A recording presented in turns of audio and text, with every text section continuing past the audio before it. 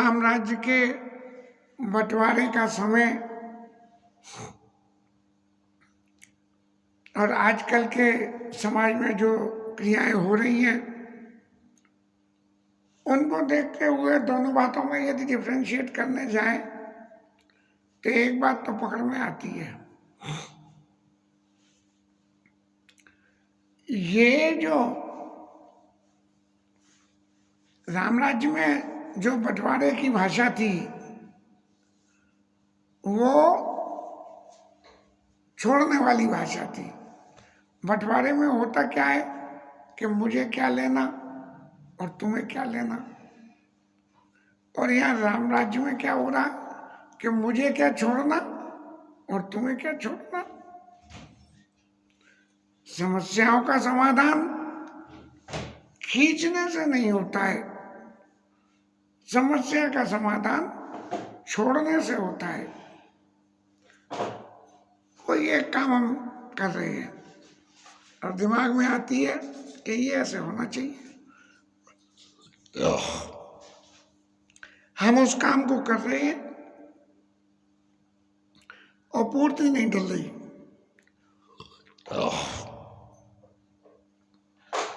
मेरी समझ से नीति ये कहती है कि उस काम को उस वक्त छोड़ दो और फिर दोबारा ट्राई करना तो काम हो जाएगा। राम जी ने अयोध्या छोड़ी, उनको मनाने के लिए भरत जी ने अयोध्या छोड़ दी। राम जी वन में चले गए, भरत जी वन में चले गए। राम जी ने कहा, भरत जी ने कहा कि महाराज आप कहो पहले आप, और राम जी ने कहा महाराज पहले आप। ये छोड़ने के जो, जिन्हें लौकिक जगत में हम कहते हैं ढील के पेच लड़ाना, किसी से पतंगों में पेच लड़ते हैं, एक तो खींच के पेच होते हैं कि हम दूसरे की पतंग को खींच के काट लेते हैं, अपनी तरफ उड़ रही है और उसके बराबर में अपने धागे से लगा के और खींचा तो पता लगा पतंग कट गई। और एक होता है ढील का पेच कि उसने खींचा और हमने ढील छोड़ा और इतनी ढील छोड़ दी है खींचते खींचते उसका धागा उसी की पतंग नीचे आ जाती है। तो राम राज्य के जो पेच हैं ये ढील के पेच हुए, और लौकिक जगत में तो खींच के पेच होते हैं। बोले जे मेरा, बोले जे मेरा, बोले मेरा क्या, बोले नहीं जे मेरा और जे मेरा। भरत जी महाराज ने राम जी की उदारता के उदाहरण दिए और राम जी से ये कहा कि महाराज जो आप कह दो, और राम जी ने क्या करा कि भरत जी के उदाहरण दिए कि भरत भूमि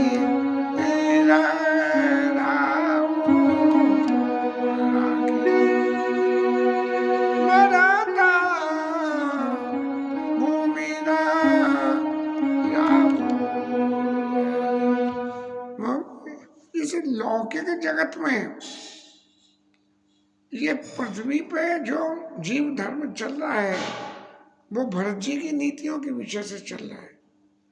जब सब लोग खींचने लगेंगे किसी चीज को तो वो चीज निश्चय रूप से टूटेगी, और जब सब लोग छोड़ने लगेंगे तो वो चीज टूटने से बन जाएगी और समाधान निकल जाएगा। इसी श्रेणी में भरत जी के व्यवहार कुशलता से राम जी इतने प्रसन्न हो गए और इतने प्रसन्न होकर उन्होंने भरत जी से एक बात कह दी कि महाराज इस ढील के पेच में मेरी ढील इतनी हो गई कि भरत आप जो कुछ कहो वो मैं कर दूंगा। भरत जी महाराज ने राम जी की ये बात सुनी, सब लोगों ने सुना और सबने ये सोचा कि भरत जी को मांग लेना चाहिए कि वापस चलो। लेकिन फिर वही छोड़ने वाली बात पे भरत जी ने एक ही बात कही कि प्रभु प्रसन्न, महाराज सबसे पहले तो आप प्रसन्न मन हो, मेरा कोई स्नेह का दबाव आपके ऊपर नहीं है, प्रभु प्रसन्न मन। और दूसरी बात महाराज, आप इसलिए कि मैंने भरत को वचन दिया है कि कहूँ करो सो आज, तो सकुच तजी, इस संकोच को कि मैं यदि भरत जी का कहा करूँगा तो वो न करूँ तो मेरी बात गलत हो जाएगी, तो मन प्रसन्न कर सकुच तजी, और कहूँ करो सोई आज, आप जो कहो वो मैं करूं। और यहाँ जो जय आय सुदेव, प्रभु प्रसन्न मन सकु, प्रभु प्रसन्न मन सकुच तजी, जो जय आय सुदेव, सो सिर धरि धरि करी सब मिटियन करे, मिटियन करे। आप जिसे जो कह दोगे वो आपकी आज्ञा को शिरोधार्य करेगा, और उससे क्या होगा, मिटियन टवरेट। ये जो विपरीत परिस्थितियां पैदा हो रही हैं, जे इसीलिए तो पैदा हो रही हैं कि एक आदमी कह रहा है कि नहीं राम जी राजा, और दूसरा कह रहा भरत जी राजा। जब सब कहने लगेंगे कि राम जी राजा, तो फिर जो है कोई मतलब ही नहीं रहा किसी तरह की बात का। सो सिर धरि धरि करी सब मिटियन करे। व्यक्तिगत जो कुछ मैंने कहा, व्यक्तिगत जीवन का तजुर्बा इन बातों से जुड़ा हुआ है, और ढील के पेचों में सब कुछ ढील देने के बावजूद भी यदि सामने वाले के सामने पतंग चली गई, डोर चली गई, तो उसके बावजूद भी सामने वाले की इच्छा रह गई कि हुचका तो अभी इसके पास रह गया जिसमें डोर लपटी रहती है। तो ये भौतिक जगत की बातें हैं। वैसे ही अनासक्ति मुंह से निकल गई। जब भरत जी की इस बात को सब लोगों ने सुना, तो सुन के सब लोग अवधपुरवासी और तो और सही देवता भी प्रसन्न हो गए कि भरत जी राम जी से कह रहे हैं कि आप आज्ञा कर दो, और राम जी तो सब कुछ जानते हैं, तो वो काहे आज्ञा करने लगे। और सब लोगों ने सराहना करी कि भरत जी की बुद्धि कितनी रामचंद्र जी के चरणों में रत है, इसका उदाहरण प्रत्यक्ष। लेकिन अवधपुर वासियों को क्या लगा,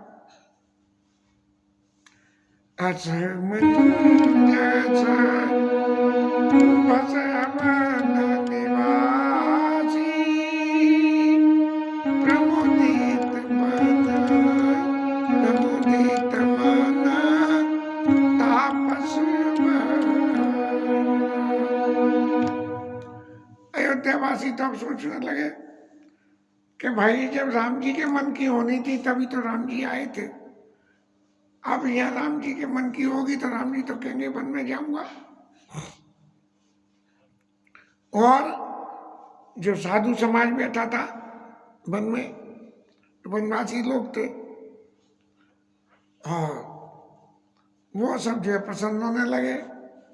बोले राम जी महाराज का स्नेह देख के तो हमें लगता है कि राम जी महाराज हमारे स्नेह में ऐसे बन गए हैं कि वो जाना ही नहीं चाहिए, तो वो खुशी होने लगे। इस सभा की सबसे बड़ी बात एक ही रही कि समस्या का समाधान समस्या को छोड़ने से होता है, समस्या को खींचने से नहीं होता है। लेकिन भरत जी की इस बात को सुन के राम जी महाराज ने कोई जवाब नहीं दिया, चुप ही रही।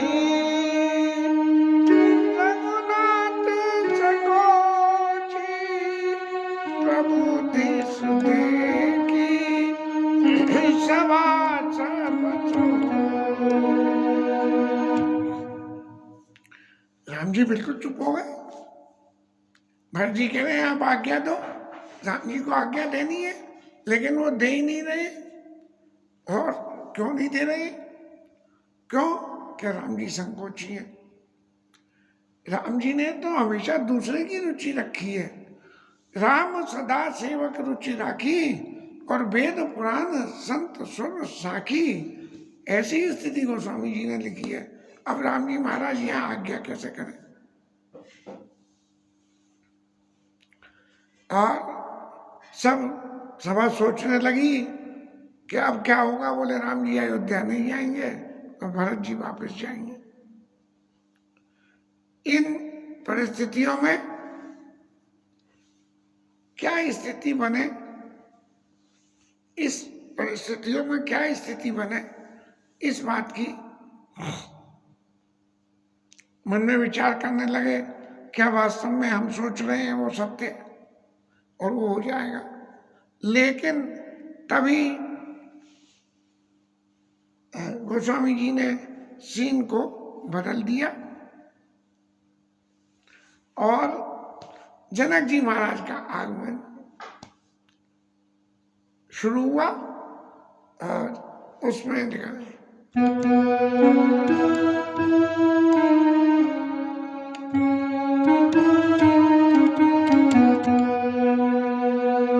जनक दूताते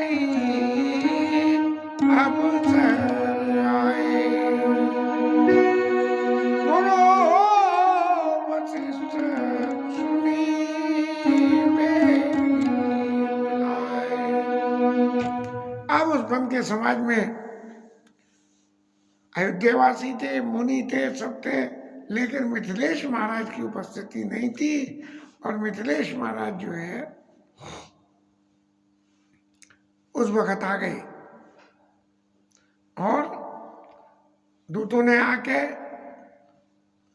वहां समाज में के साधु सावधान, राजा जनक महाराज की सवारी यहाँ तक आ गई है और अब यहाँ आना चाहते हैं, उसके लिए आज्ञा चाहते हैं। ऐसी बात सुन के गुरु जी महाराज ने उन दूतों को तुरंत अपने पास बुलाया। उन्होंने प्रणाम किया और राम जी की तरफ अपनी नेत्रों को किया।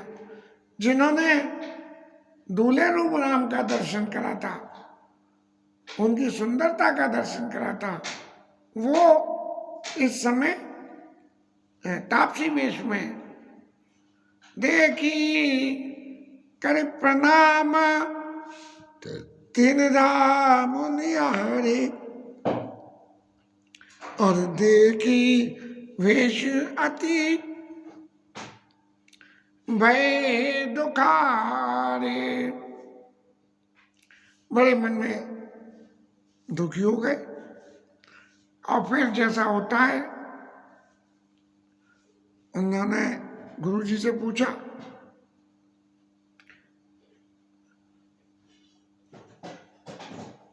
दूतन मुनिवर पूछी बाता।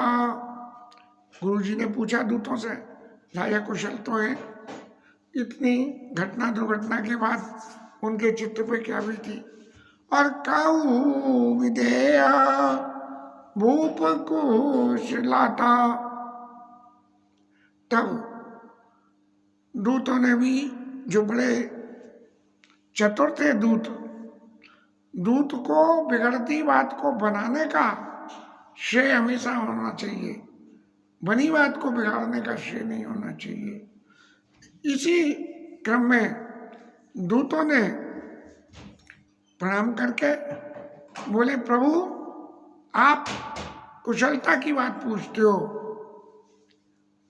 तो कुशलता क्या है ये सब लोग जानते हैं।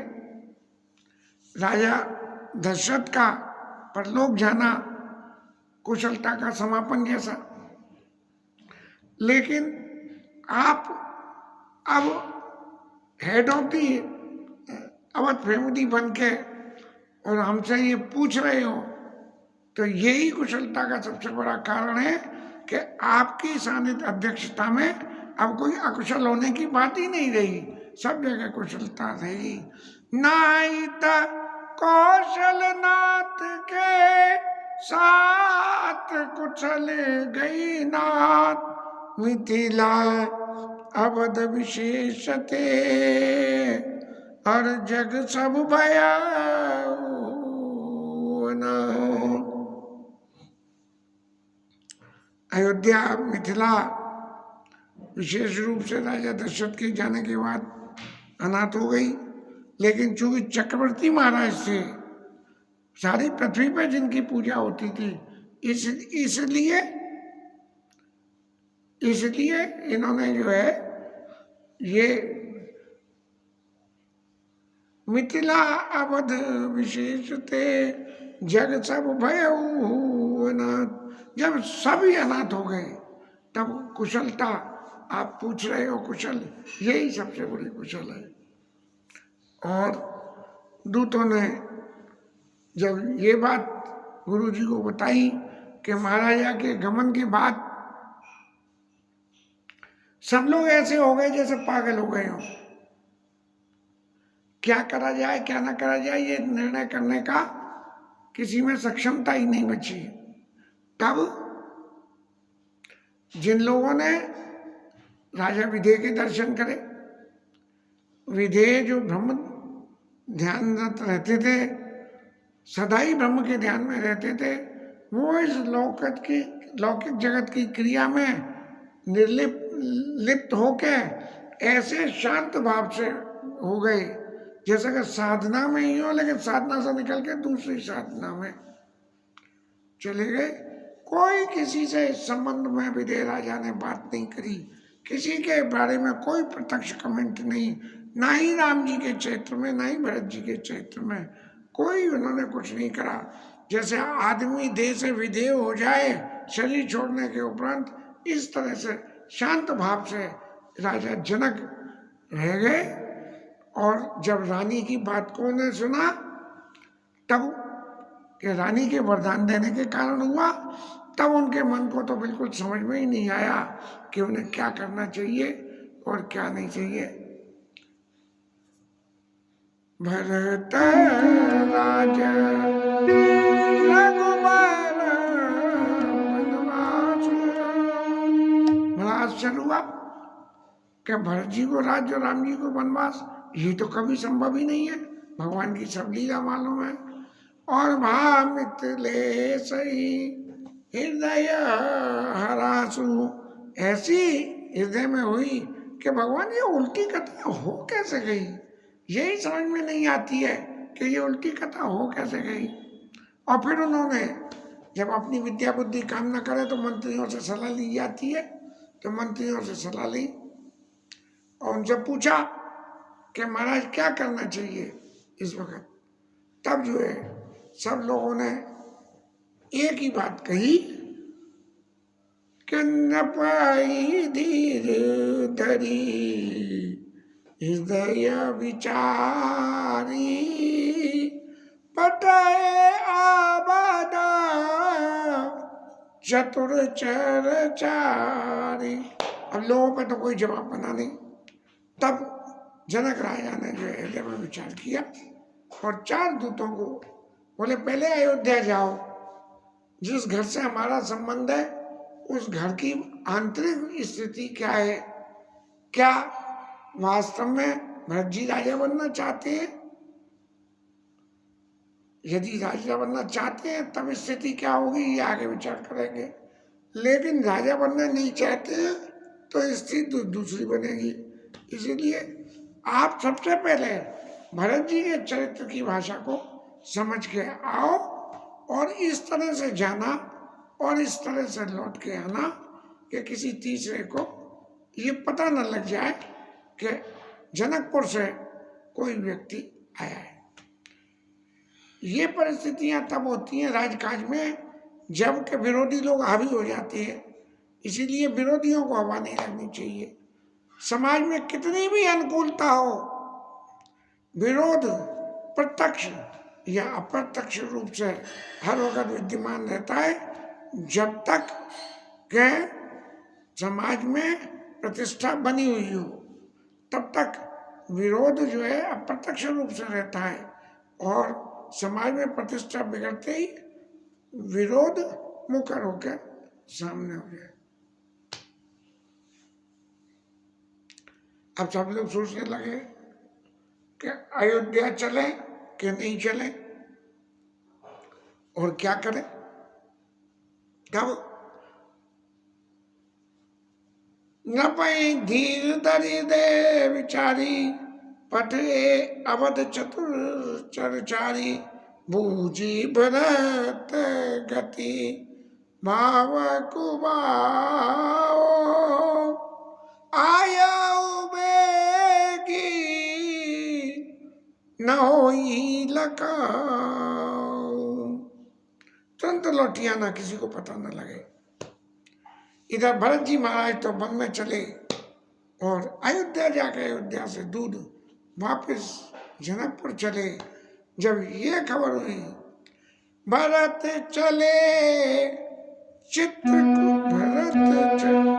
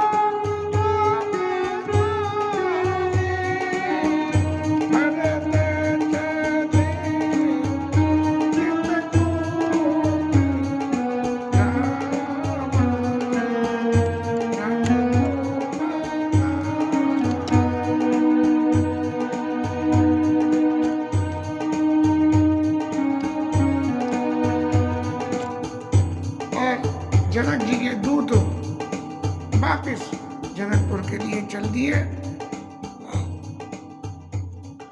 गला आज भी संग नहीं दे रहा बिल्कुल। कथा विश्राम लेते हैं। हरि नाम कीर्तन।